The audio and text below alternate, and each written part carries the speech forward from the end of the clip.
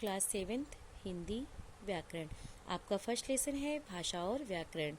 कल मैं आपको ये लेसन पढ़ाई और इसकी एक्सरसाइज भी करवाई, तो चलिए आज मैं आपको करवाती हूँ इसी लेसन का प्रश्नोत्तर। तो आपका फर्स्ट क्वेश्चन है, भाषा किसे कहते हैं, हमें भाषा की आवश्यकता क्यों पड़ती है। तो आपका आंसर होगा, जिस साधन के द्वारा मनुष्य अपने मन के विचार दूसरों के सामने स्पष्ट रूप से प्रकट कर सकता है और दूसरों के विचारों को स्पष्ट रूप से समझ सकता है, उसे भाषा कहते हैं। एक बार फिर से देखिए, जिस साधन के द्वारा मनुष्य अपने मन के विचार दूसरों के सामने स्पष्ट रूप से प्रकट कर सकता है और दूसरों के विचारों को स्पष्ट रूप से समझ सकता है, उसे भाषा कहते हैं। और उसी के आगे लिखेंगे आप, हमें अपने भावों और विचारों का आदान प्रदान करने के लिए भाषा की आवश्यकता पड़ती है। हमें अपने भावों और विचारों का आदान प्रदान करने के लिए भाषा की आवश्यकता पड़ती है। एक बार फिर से देखिए क्वेश्चन।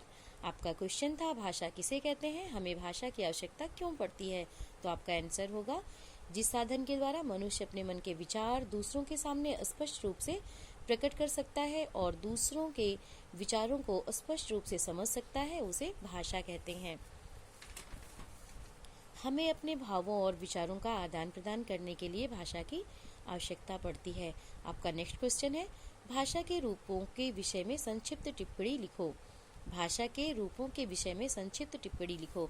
तो आप हेडिंग डालेंगे भाषा के रूप और उसमें लिखेंगे भाषा का प्रयोग दो रूपों में होता है, फिर निर्देशक चिन्ह लगाएंगे और लिखेंगे मौखिक और लिखित। तो आप पहला हेडिंग डालेंगे मौखिक, पहली हेडिंग डालेंगे मौखिक और उसमें लिखेंगे लोगों के सामने अपने विचारों को बोलकर प्रकट करने के लिए भाषा के मौखिक रूप का प्रयोग किया जाता है। प्रयोग के इस रूप में कहने वाले को वक्ता कहते हैं और सुनने वाले को श्रोता। इसमें वक्ता और श्रोता एक दूसरे के सामने रहते हैं। आप दूसरी हेडिंग डालेंगे लिखित। लिखित में लिखेंगे दूर रहने वाले मनुष्यों तक अपने विचारों को पहुंचाने के लिए भाषा के लिखित रूप का प्रयोग किया जाता है। विचारों को भविष्य के लिए सुरक्षित रखने के लिए भी भाषा के लिखित रूप को अपनाया जाता है। और इस रूप में और फिर इसके नीचे लिखेंगे, इस रूप में लिखने वाला लेखक कहलाता है और पढ़ने वाला पाठक। एक बार फिर से देखिए, आपका क्वेश्चन था, भाषा के रूपों के विषय में संक्षिप्त टिप्पणी लिखो। तो आप हेडिंग डालेंगे भाषा के रूप और उसमें लिखेंगे भाषा का प्रयोग दो रूपों में होता है, मौखिक और लिखित। तो मौखिक में लिखेंगे लोगों के सामने अपने विचारों को बोलकर प्रकट करने के लिए भाषा के मौखिक रूप का प्रयोग किया जाता है। प्रयोग के इस रूप में कहने वाले को वक्ता कहते हैं और सुनने वाले को श्रोता। इसमें वक्ता और श्रोता एक दूसरे के सामने रहते हैं। और नेक्स्ट हेडिंग डालेंगे दूसरी हेडिंग लिखित और इसमें लिखेंगे दूर रहने वाले मनुष्यों तक अपने विचारों को पहुंचाने के लिए भाषा के लिखित रूप का प्रयोग किया जाता है। विचारों को भविष्य के लिए सुरक्षित रखने के लिए भी भाषा के लिखित रूप को अपनाया जाता है। और दूसरी लाइन में लिखेंगे नई लाइन से, इस रूप में लिखने वाला लेखक कहलाता है और पढ़ने वाला पाठक।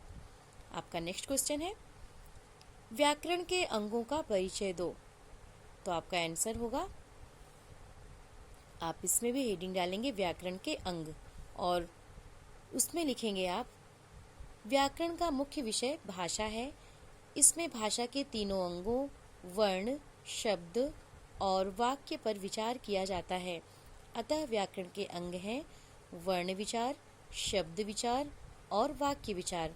तो आप पहली हेडिंग डालेंगे वर्ण विचार और उसमें लिखेंगे इसमें वर्णों के भेद, स्वरों की मात्राओं, स्वरों और व्यंजनों का संयोग तथा वर्णों के उच्चारण, स्थान आदि पर विचार किया जाता है। और फिर आप नेक्स्ट हेडिंग डालेंगे शब्द विचार और उसमें लिखेंगे इसमें वर्णों से शब्दों की रचना विधि, शब्दों के भेद तथा शब्दों के रूप में परिवर्तन आदि विषयों पर विचार किया जाता है। और इसकी लास्ट हेडिंग होगी वाक्य विचार और इसमें आप लिखेंगे इसमें शब्दों द्वारा वाक्य की रचना विधि, वाक्यों के भेद तथा वाक्य में प्रयुक्त शब्दों के आपसी संबंध आदि पर विचार किया जाता है। तो आज बस इतना ही, आगे कल आज आपका होमवर्क है यही क्वेश्चन आंसर जो मैं आपको लिखवाई हूँ। इसको आप अपनी कॉपी में अच्छी अच्छी राइटिंग में लिखेंगे और याद भी करेंगे। Thank you.